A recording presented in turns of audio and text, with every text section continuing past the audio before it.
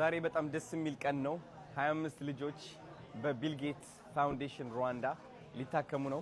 እውነትም መናገር አርነት ያወጣል። የምንወድ ቢኒያም ሆይ ኮፍያውን አውልቀዋልንህ እንጂ ቀይረዋል አልንህ። ስለ ቢሊነሩ ማሰር አብነት ነው ማጫወታችሁ። ዱራሜ ላይ ሁለት ፎቅ አለው። አንደኛው ባለ 12 ወለል ህንጻ እያሰራ ነው ያለው ነው የምላችሁ። ሰላም ጤና ይስጥልኝ ውድና የተከበራችሁ ቻናላችን ቤተሰቦች እንዴት ከርማችሁልኛል? እኔ ያለው ክብር ይስፋ ዛሬም እንደተለመደው ሶሻል ሚዲያ ላይ መነጋገሪያና አዳዲስ የሆኑ ቪዲዮችን ወደ እናንተ ወደ ውድ ቤተሰቦች ይዤላችሁ መጥቻለሁ። እንደተለመደው እነሱን አብረን እያየን ሐሳብ አስተያየታችንን እንሰጣለን። ለዚህ ውድ ቻናል አዲስ የሆናችሁ ይህንን ቻናል መቀላቀል እንዳይረሳ፣ እንዲሁም ሁላችሁም ይህን ቪዲዮ እንደምትወዱት ስለማልጠራጠር አንድ ጊዜ ላይኳን ጠቅ አድርጓትና ወደ ዛሬ ቪዲዮቻችን ሄድ። የሰራዊት ፍቅሬ ጦስ ለሰይፉ ፋንታሁንና ለማህደር አሰፋም ተርፏቸው ነበረ። ገና ግን ጉዳዩ ይቀጥላል ተብሏል። ዛሬ የተለያዩ አርቲስቶችና ግለሰቦች ከፊንቴክ ጋር በተያያዘ አካውንታቸው መታገዱ በተለያዩ መንገዶች ይዘገቡ ነበረ። ትክክለኛው መረጃ ምንድነው? አቀርብላችኋለሁ። ፊንቴክ ኢንቨስትመንት እንግዲህ ከተለያዩ ኢትዮጵያውያን ገንዘብ ወስዶ መኪና ያስመጣላችኋለሁ በሚል ያው የውሃ ሽታ ሆኗል። ትናንትና በዛሀበሻ ዜና እንደዘገብንላችሁ በርካታ ዜጎች ገንዘብ የተወሰደባቸው የመንገድ ትራንስፖርት ደጃፍ ላይ ቆመው አንዳንዶቹ እንባቸውን እያወጡ እያለቀሱ ጭምር በጣራ ፀሐይ መንግስት ባለበት ተዘረፍን በሚል ተማጽኖ እያቀረቡ ይገኛሉ። የፊንቴክ ባለቤቶች ለፍርድ እንዲቀርቡ እንደዚሁም ደግሞ ይሄንን ሲያስተዋውቁ የነበሩ ዝናቸውን ጠቅመው ሲያስተዋውቁ የነበሩ ግለሰቦች ለፍርድ እንዲቀርቡላቸው የተለያዩ ጥያቄዎችን እያቀረቡ እንደሆነ ዘግበንላችሁ ነበር። ይሄን በዘገብን በማግስቱ ዛሬ በተለያዩ መንገዶች እንደተዘገበው የተለያዩ አርቲስቶችና ግለሰቦች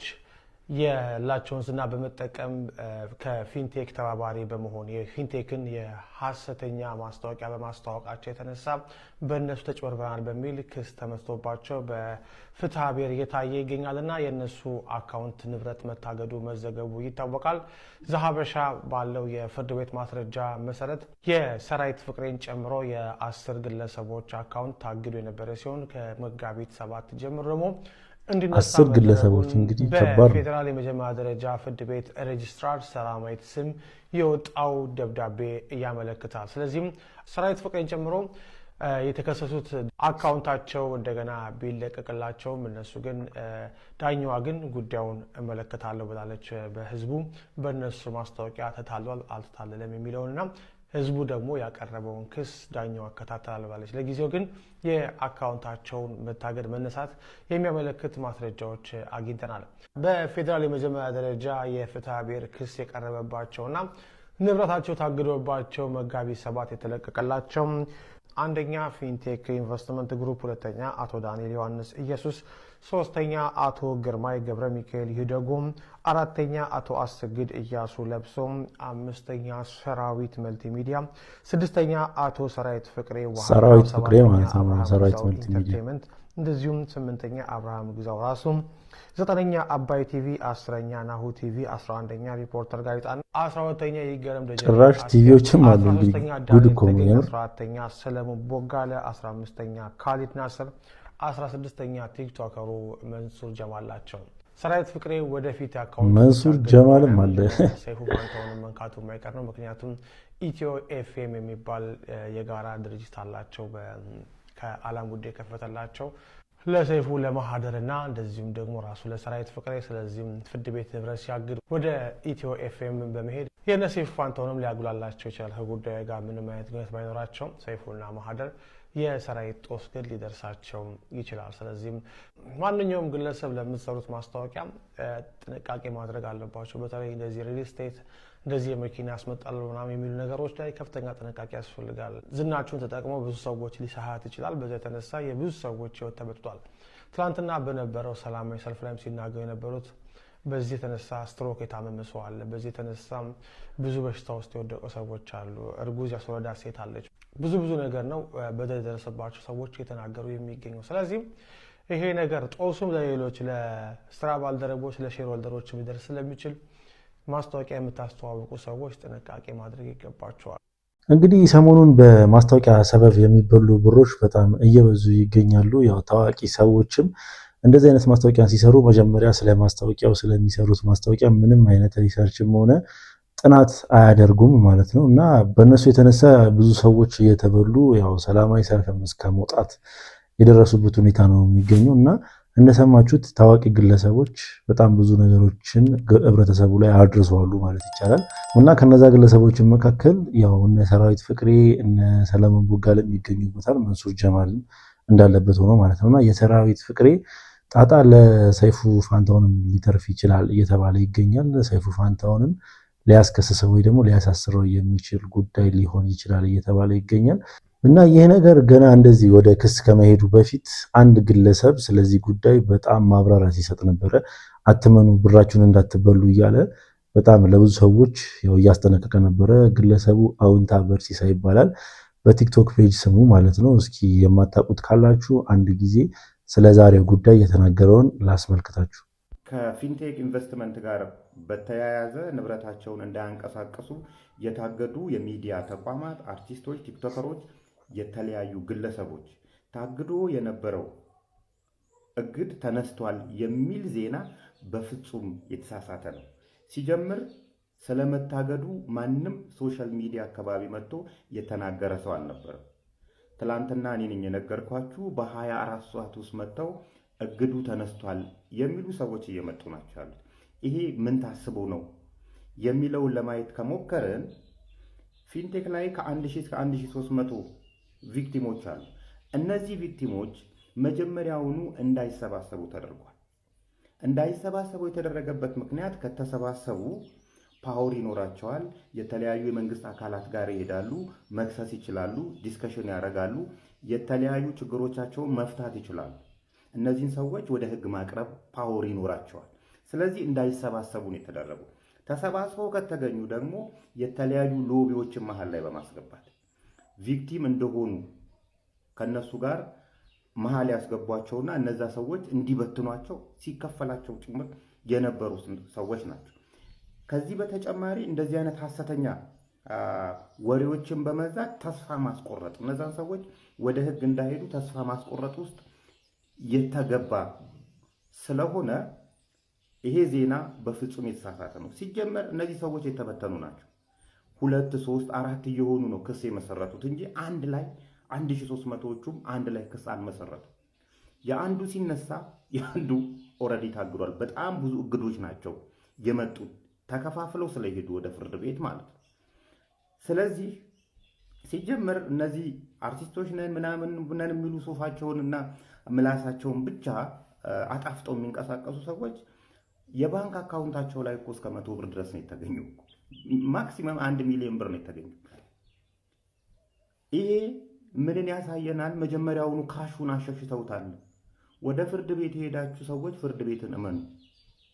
የተለያዩ ችግሮች ቢያጋጥሟችሁም ፍርድ ቤትን እመኑ። ትኩረት የምታደርጉት ደግሞ የማይንቀሳቀሱ ሀብት ላይ አድርጉ።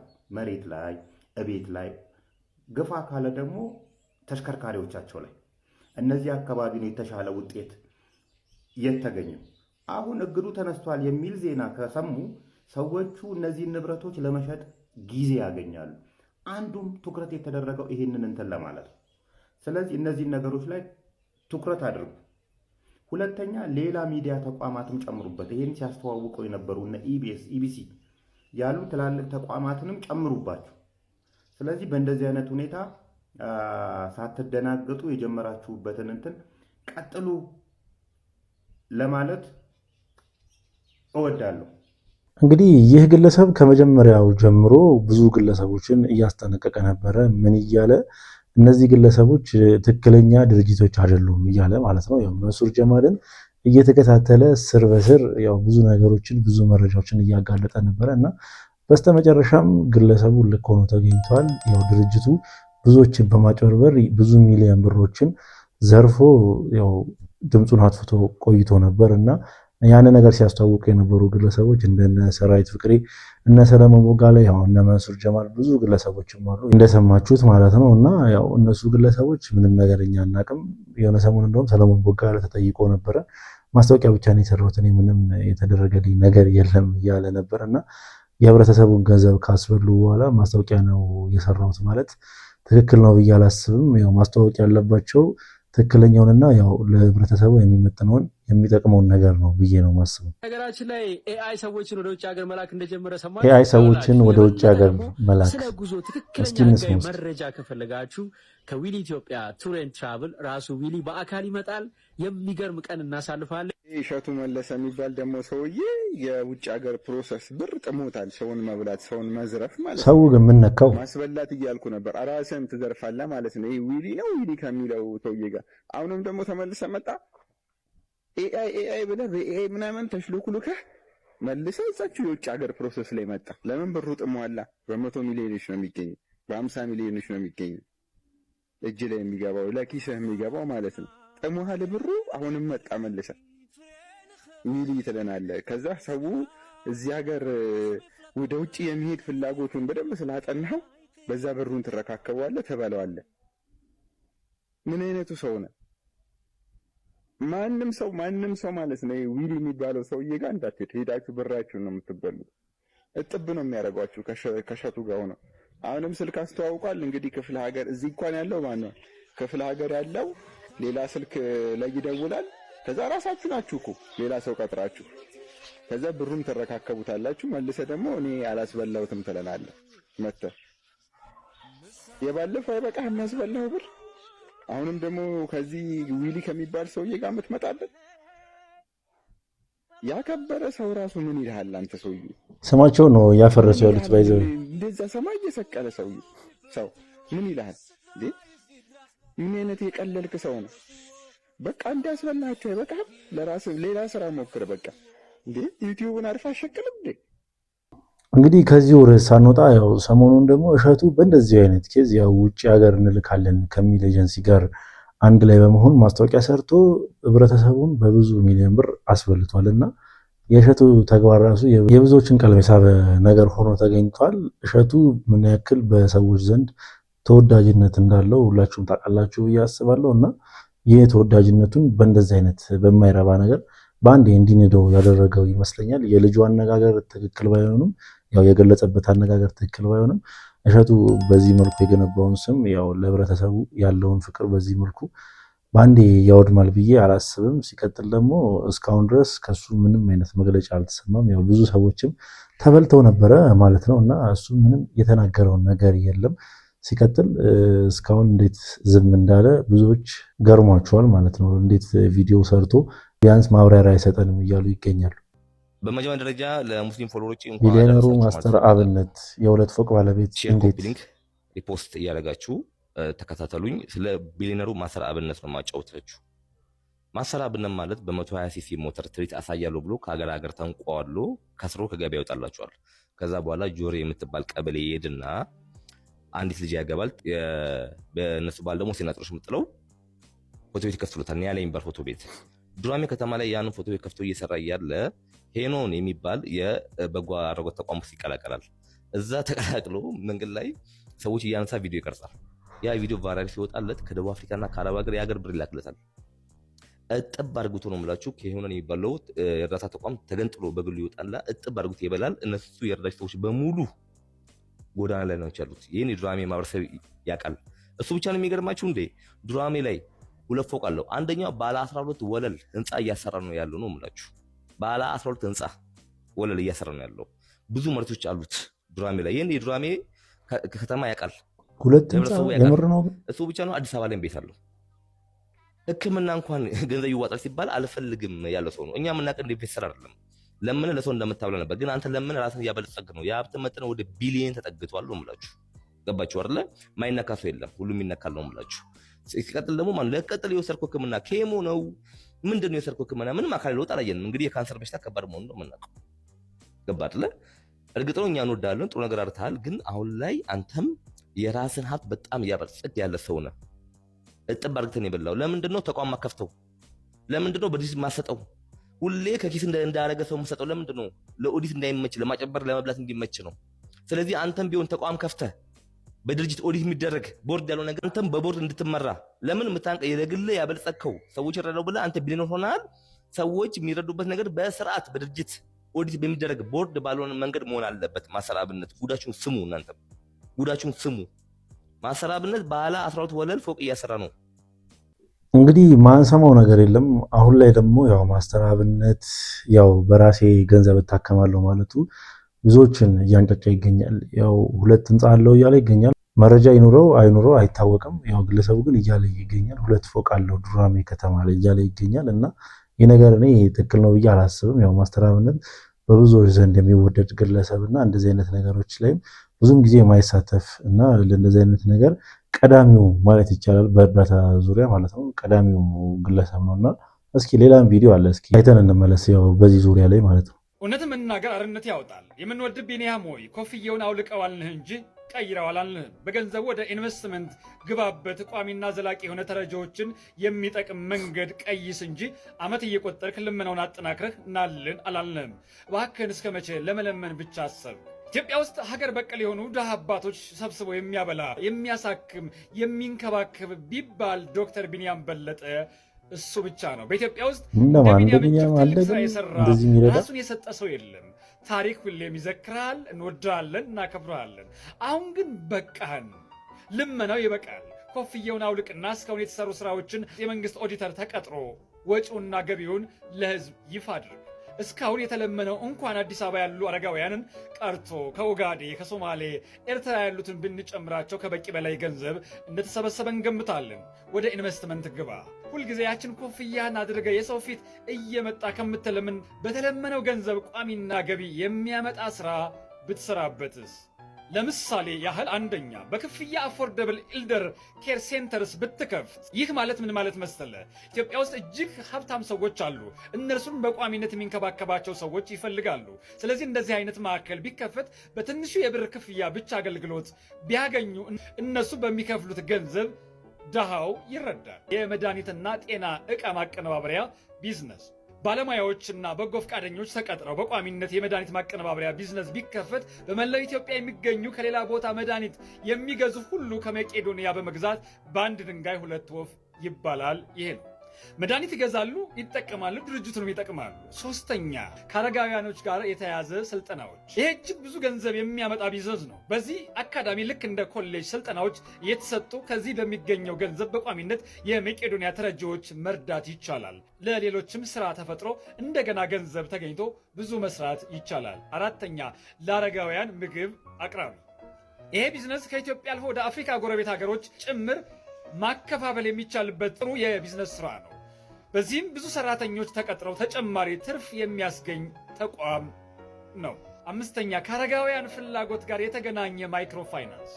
ይህ እጅግ ሰፊ ዘርፍ ነው። በርካታ ስራ አጦችን ስራ ፈጥሮ መልሶ ለተረጂዎች የሚሆን ገንዘብ በቋሚነት የሚያስገኝ የቢዝነስ ሀሳብ ነው። ስድስተኛ የተሻለ የመታጠቢያና የንጽህና አገልግሎት። ይህ በጣም ትልልቅ ላውንደሪ ቤቶችን በመክፈት ቋሚ የልብስ እጥበት አገልግሎት በመስጠት ሰራተኛ ቀጥሮ ሰራተኛውም ስራ አግኝቶ በትርፉ መልሶ አረጋውያንን መርዳት ይቻላል። እባክህ ዶክተር ቢኒያም እስከ መቼ ድረስ እየለመንክና ሰውም እየሰለቸ ልትቀጥል አስብ? ዘመኑ ተለውጧል። ከዘመኑ ጋር መዘመን ጥሩ ነው። አንተም ባለባበስህ ተቀየር። ድሃ ጎስቋላ ስለመሰልክ ሰው ይረዳሃል፣ ያዝንልሃል ማለት አይደለም። እኔ ሀሳቡ ተመችቶኛል። ሀሳቡ ከገዛችሁ ሼር አድርጉት። አንዳንዴ ግን ሰዎች ማውራት ስለቻለን ብቻ ባንናገር ጥሩ ይመስለኛል። አሁን የግለሰብ አንዳንድ ያነሳቸው ሀሳቦች ጥሩ ናቸው። በተለይ ያው ለመቄዶንያ የሚሰበሰበው ገንዘብ ተሰብስቦ ሁልጊዜ በልመናና የሆነ በእርዳታ ከሚቀጥል የሆነ ድርጅት ነገር ተከፍቶ በመቄዶንያ ስም በድርጅቱ ስም ያው ሰዎችም ብዙ አይነት የስራ እድል ተፈጥሮላቸው መቄዶንያ ከዛ ከሚያገኘው ገቢ ከድርጅቱ ከሚያገኘው ገቢ ያው ወደ ድርጅቱ እንዲያደርግ ነው እያለ ያለው። አንዳንድ ሀሳቦቹ ልክ ቢሆኑም ግን ያው ልመናው ይብቃ እስከዛሬ ለመንከውስ ማለቱ ግን ተገቢ ነው ብዬ አላስብም። ምክንያቱም መቄዶንያ በስሩ በጣም ብዙ ሺህ አረጋውያኖችን ይዞ ነው የሚገኘው እና አንድ ግለሰብን በአሁኑ ሰዓት 3 ጊዜ ምግብ መስጠት ማለት በጣም ከባድ ነገር ነው እና ለብዙ ሺህ ሰው ይህንን ማድረግ ቀላል አይደለም። ሲቀጥል ደግሞ ትልልቅ ሰዎች ናቸው። የሕክምና ወጪ አለ፣ ሲቀጥል የዳይፐር አለ፣ ስንት ነገር አለ ማለት ነው እና በዛ ላይ ደግሞ እየተሰራ ያለውም ሆስፒታል አለ። እሱንም ለማስጨረሻ ነው አሁን ላይ እያሰባሰበ የሚገኘው እና አፋችንን እንደመጣለት ዝም ብለን ባናወራ ጥሩ ይመስለኛል፣ እያገናዘበን ቢሆን። ጉድ!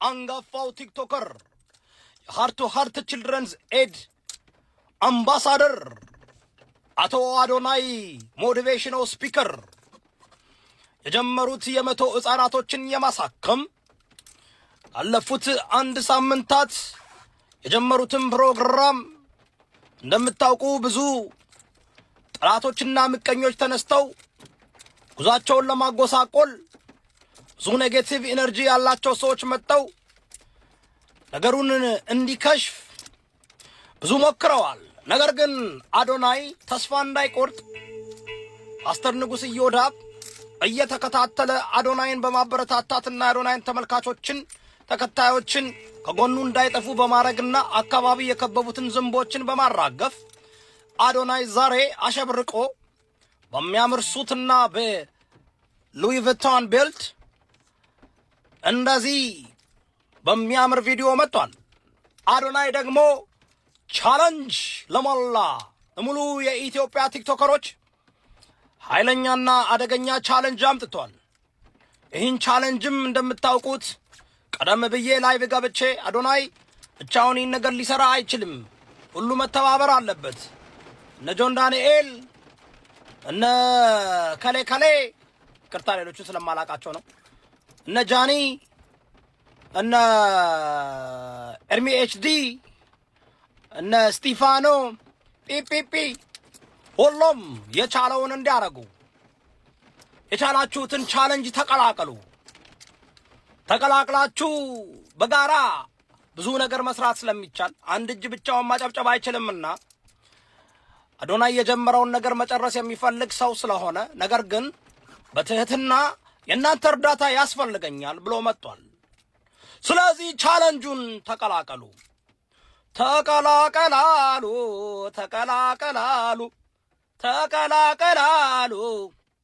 ተቀላቀላሉ ልጆች አሳክሙ ተቀላቀላሉ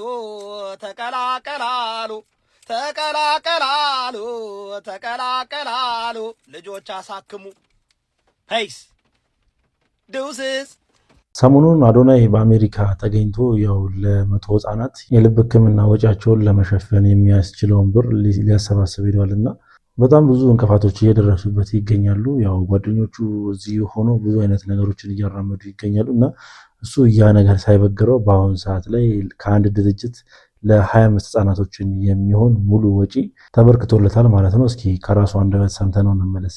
ዛሬ በጣም ደስ የሚል ቀን ነው። 25 ልጆች በቢል ጌትስ ፋውንዴሽን ሩዋንዳ ሊታከሙ ነው። የልባቸው ቀዶ ጥገና ሊያገኙ ነው። ጋይስ እኔ በጣም ደስ ብሎኛል። ማርያምን ነው የምላችሁ። እንግዲህ ተስፋ ቆርጠን ነበረ ማለት እኔ ነበር ተስፋ የቆረጥኩት፣ ግን ደግሞ መስራቴን አላቋረጥኩም። and I think ይህ ለእናንተ ትልቅ ትምህርት መሆን አለበት። ሁላችንም ሰዎች ነን፣ ተስፋ ልንቆርጥ እንችላለን። ስራችን ግን ማቋረጥ የለብንም። ምክንያቱም ተስፋ ቆርጦ እያለ የሚሰራ ሰው በር ይከፈትለታል። ምንም አይነት በር ሊቆለፍለት አይችልም። በሩ ቢዘጋ ጣራ ይከፈትለታልና 25 ልጆች የሚያክሙ ቢል ጌትስ ፋውንዴሽን ሩዋንዳ ዶክተሮች ተመድበው ሰርጀሪ ለመስራት ተዘጋጅተዋል። በጣም ነው ደስ የሚለው። ወደ $63,000 ደግሞ አሰባስበናል። ገና ደግሞ እነዚህ 100 ልጆች እንደርስባቸዋለን። አንድ ለእናንተ ያለኝ ጥያቄ ስፔሻሊ ለቲክቶከሮች ማለት ነው፣ ድጋፋችሁ ስትጠይቅ እንደ ድክመት እንዳትቆጥሩት፣ እንደ መተጋገዝ እንድታዩ ትፈልጋለሁ። because አውቀዋለሁ የመተጋገዝ አቅም የመተጋገዝ ኃይል ይህ ነገር ብቻዬ ስጀምረው ኦፍ ኮርስ ሰዎች ማስቸገር አልፈልግም። እኔ ራሴ መጨረስ ነው የምፈልገው። የጀመርኩት ነገር I'm so sorry okay የጀመርኩት ነገር እኔ ራሴ መጨረስ ነው የምፈልገው። ተረዳችሁ? ግን ትልቁ የተማርኩት ትምህርት ደግሞ ድጋፍ እንደሚያስፈልገኝ ነው። እንደ አንድ ሰው ድጋፍ የሚጠይቅ ሰው ደግሞ ደካማ ሰው አይደለም። አሁን ብዙ ቲክቶከሮች አላችሁ፣ በጣም ብዙ ሰዎች ደግሞ ይወዷቸዋል እናንተ ቲክቶከሮች። እኔ በበኩሌ 2 ልጆች 3 ልጆች ማሳከም እችላለሁ ብላችሁ ቃል ብትገቡ ቪዲዮ ብትሰሩ እነዚህ 100 ልጆች ባንዴ ማሳከም እንችላለን ማለት ነው። እያሳከምን ያለነው የሰው ልብ ነው፣ የህፃናት ልብ ነውና ትልቅ ስራ ነው ብዬ ነው ማስበው። ቲክቶከሮች ከሆናችሁ የው ጥሪ ያቀርብኩላችሁ ነው ያለሁት። ቪዲዮ ስሩ። 1 ልጅ አሳክማለሁ 2 ልጅ አሳክማለሁ ብትሉ ገና ከ100 በላይ ልጆች ማሳከም እንችላለን ማለት ነው። እወዳችኋለሁ። ቻው ቡም። እንግዲህ እንደሰማችሁት ነው ለ25 ህጻናቶች ያው ከአንድ ድርጅት ሙሉ ወጪውን ሸፍነን እኛ እናሳክማለን በማለት ያው ተነግሮታል ማለት ነው። ይህ በጣም የሚያስደስትና በጣም አዶናይ ሊያስመሰግን በጣም ምስጋና ሊቸረው ይገባል በዚህ ጉዳዩ ማለት ነው። እስኪ እናንተ በዚህ ቪዲዮ ምን አይነት ሀሳብ አስተያየት አላችሁ? ሀሳባችሁን ኮሜንት ሴክሽን ላይ አስቀምጡልኝ። ለማንኛውም ወጦች የዛሬ ቪዲዮቻችን እነኚህን ይመሳሰሉ ነበረ። ቪዲዮቻችን እንደተመቻችሁ ጥርጥር የለኝም። ቪዲዮ ከተመቻችሁ ላይክ፣ ሼር፣ ሰብስክራይብ ማድረግ እንዳይረሳ። በተለይ ሰብስክራይብ በማድረግ የቻናላችን ቤተሰብ እንዳይረሳ። ሀሳብ አስተያየት ካላችሁ ኮሜንት ሴክሽን ላይ አስቀምጡልኝ። በቀጣይ ቪዲዮ እስክንገናኝ ድረስ ሰላም ቆዩልኝ።